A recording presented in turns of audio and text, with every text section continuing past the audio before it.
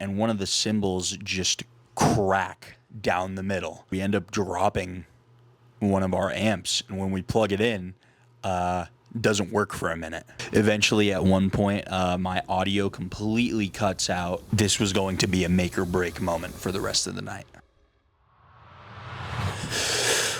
Welcome to Sunday Somethings, where I talk about something on a day that isn't Sunday, but you'll never know because I always upload these videos on Sunday. My band recently had the opportunity to play live on the radio for the first time, which was an awesome experience. Got to meet some super cool people in our city, and I thought I'd share that story. But before that, I think I have to give some background as to how we even got this opportunity. And before that, since this is my first video talking on camera, I think I should give an introduction to myself, similar to how you would on the first day of school, where you awkwardly say your name and 3 things about yourself. My name is Jacob. I'm a musician and photographer based out of Arizona. I play guitar, I sing on occasion, and play drums for the band Florence Boulevard, of which you should follow on Instagram, just because it'd mean a lot to me. I expect everybody who is watching this video to make a similar introduction of themselves in the comments, or else it'll be very sad. So this story starts around a month or 2 before we even initially got to play on the radio. We signed up for a city's high school battle of the bands because this was going to be the last year that we were able to qualify to even play. So we sign up for that. A week or 2 after the deadline for it, we get the email saying that we got in. Fantastic. And we get the bill for the day, which turned out to be a lot smaller than the previous year. I think the year before we played with maybe 7 other bands max, so 8 bands total. And this year we were going to be playing with only 4 other bands. So there was going to be 5 bands total, and one of them actually ended up canceling maybe a week before max. Maybe it was a few days before, I don't remember. And that kind of sucked because we love those types of events for meeting new and cool people within just our area. But that meant that we had a higher chance of winning. Battle of the Bands are, of course, competitions of which you want to win, of course, and there were 2 categories for winning. One of them was audience choice, of which it was pure democracy. QR code would be posted right after all of the performances are done, and people would vote on who they thought was the best. The second way was a judge's choice. There was going to be a panel of judges from some of the sponsors of the event and some members of the band who had won the previous year. Now, at the time, this will come important later, we only thought that judge's choice was the one that would gain all the prizes. And those prizes included an audio interface, a microphone, a show at one of the venues who was sponsoring the event, but most importantly, a spot on a local radio station's locals only show. Now, this to me and everybody else was super cool because being on the radio just sounds awesome. You don't get to say that to anybody every day. You don't get to go up to somebody and be like, "Oh, how was your weekend? Good? Well, I played on the radio." So the day of the event comes, we play our set of 3 songs, I think was the max, and I wasn't feeling as confident as we were for other events because we were down a bass player and I felt like I just wasn't as on time as I usually am. But it was a fun performance. The day was fun and nice, and we go and sit down and we watch the other bands perform, and I think nothing of it. They start announcing the winners, and they start with the audience choice, who I thought was going to be some of the younger performers that were there. One of them was a group of either like late middle schoolers or turning into high schoolers. They'd only been playing their instruments for, I think, 6 months to a year, but they sounded really tight for that amount of time. And there was another hip-hop duo that was kind of unexpected for a Battle of the Bands, but it was still awesome. The announcer is announcing, like, "Oh, we're going to start with audience choice," and they call our name, Florence Boulevard. I did not expect this, but, I'll take it. We walk up on stage, we get our picture. They call up the winners of the actual event, who was a band called Jaime Q, who I'll link their Instagram in the description. They were awesome. But that was essentially it. We didn't think much of it for maybe a solid 3 weeks because we didn't think we'd win anything. It was essentially a participation trophy. But a couple of weeks later, we get an email from the radio station that sponsored the event. And it was essentially just a congratulation email, and would you guys be available on X date for a spot on Locals Only? Now, this, fantastic. I was really excited about this. We couldn't make the date that he had initially offered, so we do some back and forth emailing, and we eventually land on June 1st. After we get that date confirmed, we get an email with some expectations and kind of guidelines for the event. The main rule was no swearing, because it's a radio station and it's a community radio station, which means that families and kids are going to be listening to it.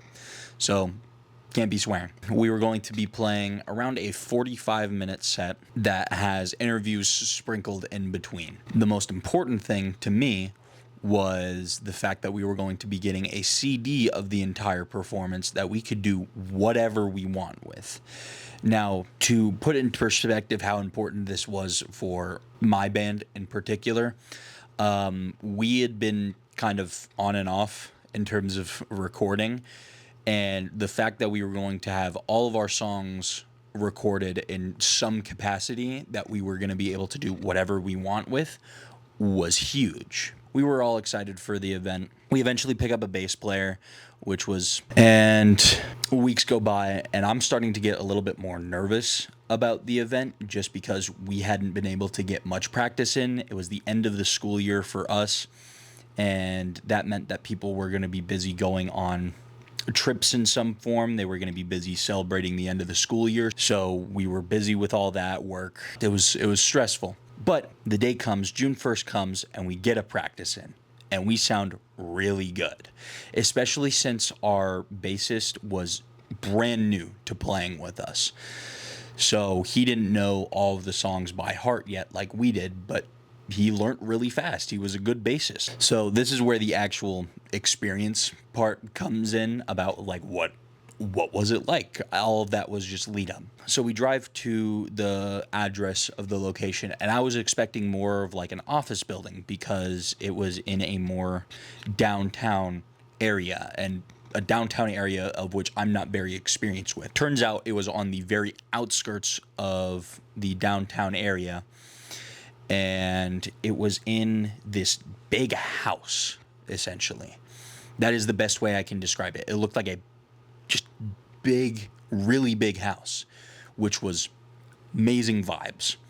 We knock on the door because we're there a little bit early, and we got greeted by the guy who had been emailing us. And he was just like, "Cool, welcome to the studio. You'll have a couple people helping you out bring stuff in." Because we had to bring everything. We had to bring the entire drum kit, cymbals, amps, instruments, which we don't do a lot because we don't play a lot of shows that require us to bring our entire drum kit.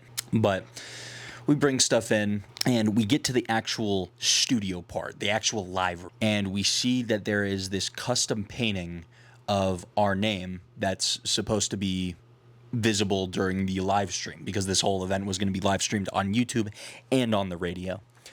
So we see that, and we're just in awe. We've never had an experience like this before. We haven't been in an actual studio before, so we were like in awe.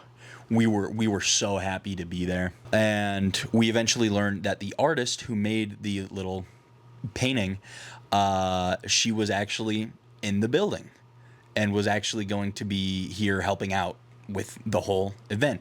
We meet her, and she is the kindest, most exciting person that I think I have ever met. She meets us, she gives us good handshakes, and she was just super excited for this event. She was just like, "Yeah, you guys are gonna do great. I'm so excited to hear you guys tonight." And it was a good start.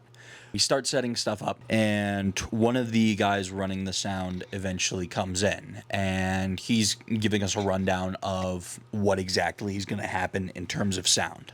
So there was going to be one overhead mic, a snare mic, and a kick mic for the drums at least. And this, to me, was a very minimal setup, but I'm also not necessarily mad at it because you can get away with just an overhead snare and kick. All the amps were going to be mic'd up, I believe, and all of us were going to be running a headphone setup, We finish getting set up, they bring the headphones in, and the headphone amplifier is right next to me. I'll be getting my own volume setting, but everybody else will be linked to the same volume knob. But I'm turning up the headphones so that I can hear everyone, and eventually I get it at a volume that I think is going to sound good. That's a little subtle foreshadowing, and everybody else is hearing just fine except our bassist.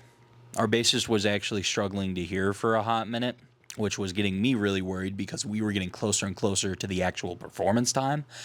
So I was thinking, like, wow, is our bassist really just going to run headphoneless and not be able to hear all of us? But eventually it gets figured out, so all my worries go away. And then eventually the night starts. We start performing. We get through our first song, which, unshockingly, I have problems. My headphones started falling forward. I started looking like that one guy from Star Trek The Next Generation with the, visor. That almost messed me up entirely. I think that's probably the best recovery performance I've ever done, because I think I was somehow able to play pretty smoothly. The rest of the performance went great. We sounded pretty good for what was essentially a hybrid performance and radio interview mix. So we get through the event, we get through the interview. We're all kind of bad with interviews. It's not something that we're used to. So at least me, I'm bad with words, obviously, if you couldn't tell from the story time. Some of my responses to some of the questions were loops of essentially the same thing. But overall, it was a good night. The only other hiccup I ever had was during our last song. Throughout the rest of the night, I hadn't noticed how loud exactly I put my headphones, because everything was sounding great, with only occasionally the drums being drowned out, which is insane if you think about it, considering I have these big Vic Firth over-the-ear headphones. I think it was either that or like some Audio-Technica ones. We get to our last song, and Josh is singing relatively loud compared to everything else. Now, like I mentioned earlier, this was a combination radio interview and performance rig, so the vocals are relatively compressed and relatively turned up. So when Josh is singing really loud, on top of all the other instruments, the drums get entirely drowned out for me.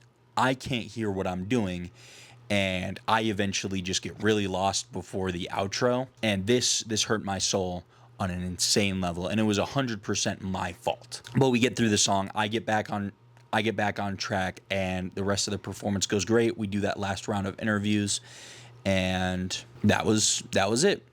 We load stuff back into the van that we were using, but then we eventually come back in because there were a few final things that the people at the radio station wanted to do. One of them was getting a few pictures around the microphone that was there for, like, I guess more of a podcast setup. So we get that picture from the same really excited woman who was even more excited after our performance. She thought that we sounded awesome, which was the greatest feeling in my head.